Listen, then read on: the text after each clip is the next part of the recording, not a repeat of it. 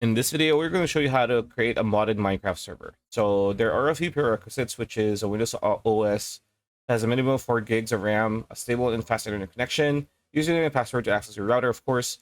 So the first step is install Java JDK on your computer.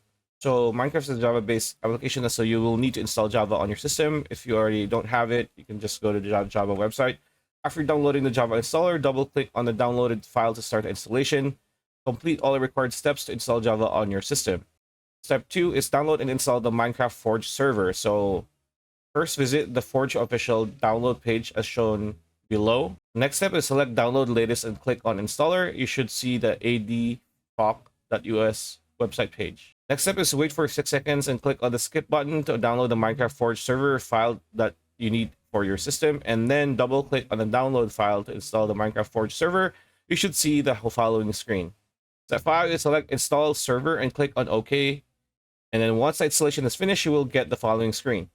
Click on the OK button to close the installation screen, and then go to Minecraft default installation location, which is users, administrator, app data, roaming, Minecraft, as shown below. Now click on the run file to start the server. You will get the Minecraft EULA error as shown on the screen right now. Next step is run the Minecraft server. You will need to accept the EULA terms and conditions set by Mojang. To do so, go to the Minecraft server directory and open the EULA text file in a notepad error, and just do this. So change the line from EULA false to EULA true. Next, double click on the run file inside the Minecraft server directory to start the server again. Once the server is started successfully, you should see the following screen.